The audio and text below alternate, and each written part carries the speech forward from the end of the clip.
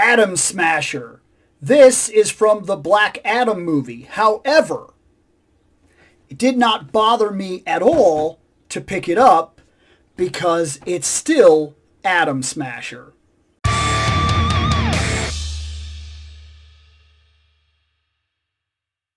cool thing about that movie is that they didn't really jump too hard around the costumes. This guy will still work for exactly what I need him to be. I need an Atom Smasher on the shelf. I need a giant dude that can punch things real hard. There he is. Absolutely fantastic. So cool. No problem whatsoever with this. Would I have preferred a comic version? One could argue maybe, but it's not gonna break my heart necessarily that we didn't. That we waited. You what I'm saying? It's not going to break my heart that like this is what I have on the shelf. I think he looks good enough that I can convince myself that's what he is. Because I mean, that's what he is. Even the back, the artwork here, this is one of those things with him that kind of does confuse me a little bit. Why isn't that just like a picture from the movie? Like, why? Like, is there a reason that's not a picture from the movie? I have no idea. Not that it bothers me, though. One thing that was cool about him is he came from the Overstock store, so he was $20. And I'm not going to cry about that at all.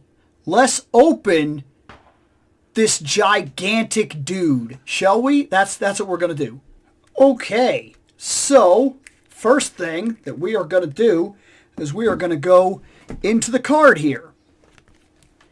Atom Smasher, Albert Julian Rothstein. Yes, that sounds correct to what I'm remembering. As one of the newest recruits of the Justice Society, 20-year-old Al Rothstein, which I do seem to remember that. I remember him being a younger guy, like one of the guys kind of being trained, even though he was an older kind of hero-looking guy. He can transform his molecular structure to grow to towering heights, which alters his density to become the superhero Atom Smasher.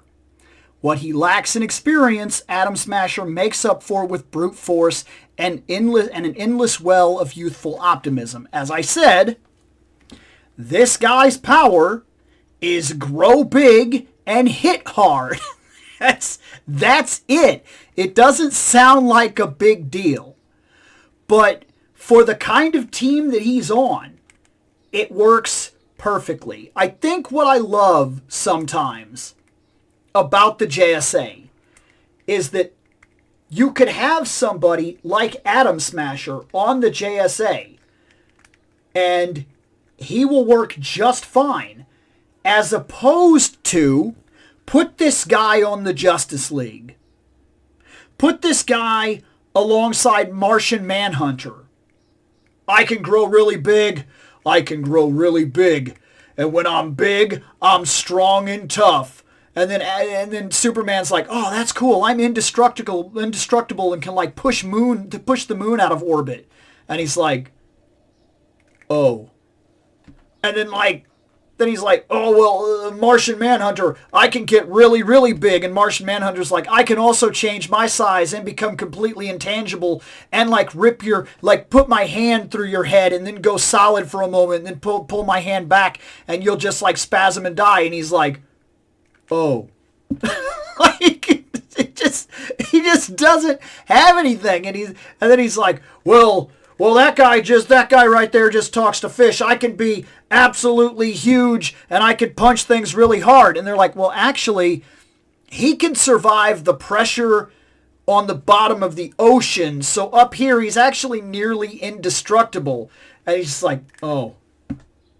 Well, I'm still better than Batman. Batman has no powers at all. And they're like, yeah, that's just a rumor. Batman has the power to just win fights that he has no business winning. Oh. Like, he wouldn't be able to, there's a reason that this guy doesn't show up on big hitter superhero teams. But there's something that I love about the JSA because like everybody has to pull their weight.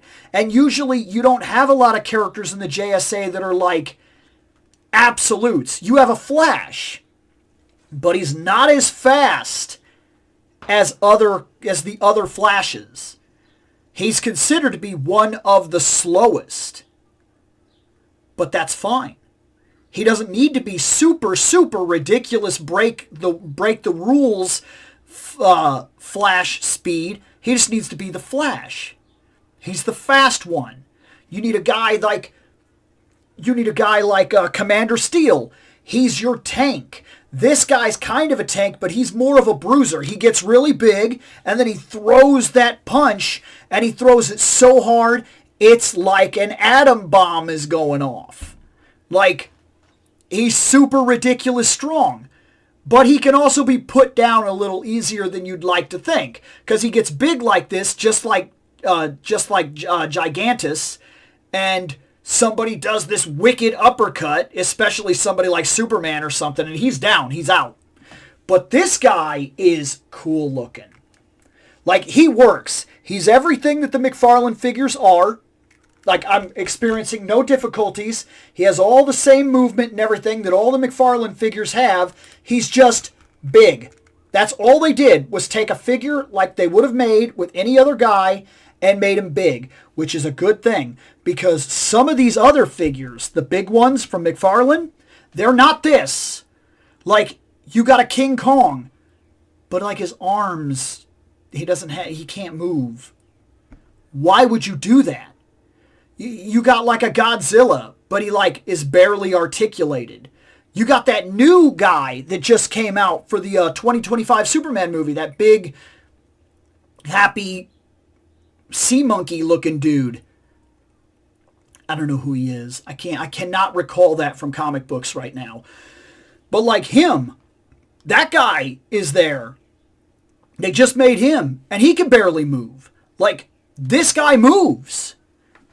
For a comparison, for what it's worth, this guy, that's cool. It's not the biggest guy in the world, but that does make a difference. This is now a big guy. So you could pull off those scenes where, like, he's standing there and he's big compared to a lot of the other guys. And as the other guys are fighting, he's in the background punching out something else that's, like, bigger or a bigger problem. Or maybe he grabs a hold of, like, one of the strong guys or something like that. Or he's, you know, this is one of those guys that often when you would see it in, like, something, he would grow really big. And then, like, the one guy that, you know, like a Doomsday or something like that would then, like, jump at him and, like, knock him over, and it would cause, like, a big, you know, like the ground would shake as he hit the ground, like, oh, crap, and everybody would like, oh, no. The size of this guy makes me wish they would have done, like a Gigantus. Like, that would have been cool. Am I saying her name right? I think I'm saying her name right. But, like, that would be cool. Like, I like this guy. It's very simple, but it does everything that I want it to do.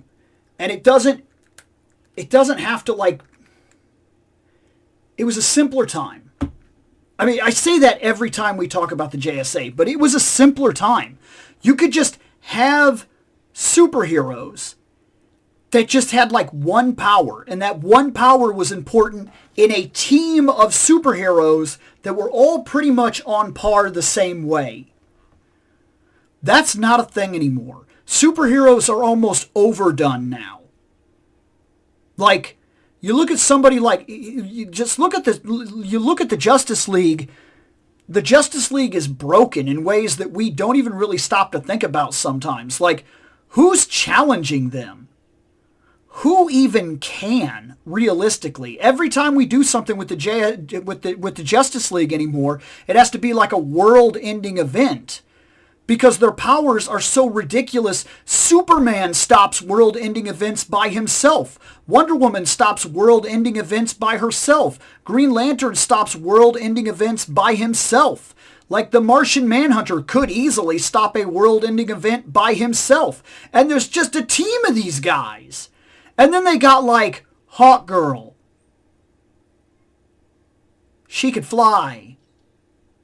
I believe she has, like, a mild healing factor and her mace hurts. Like,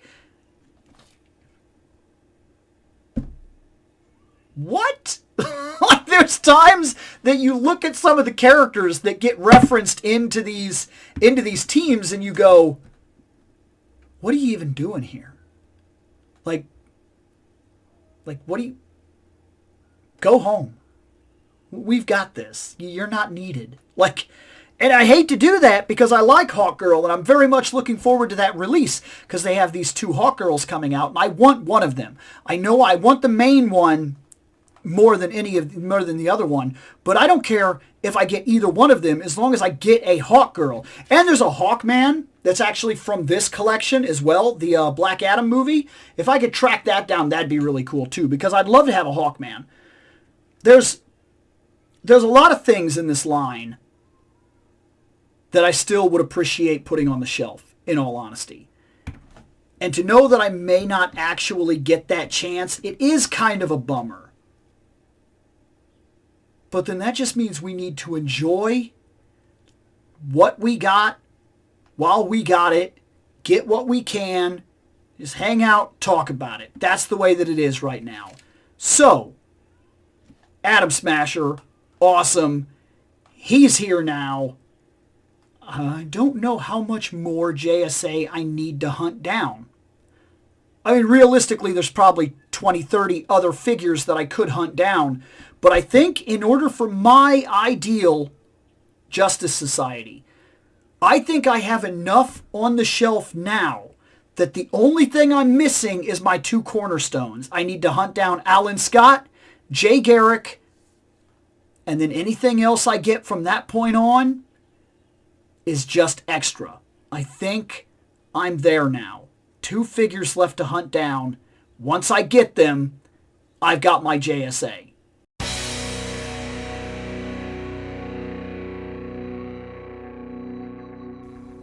I have spoken.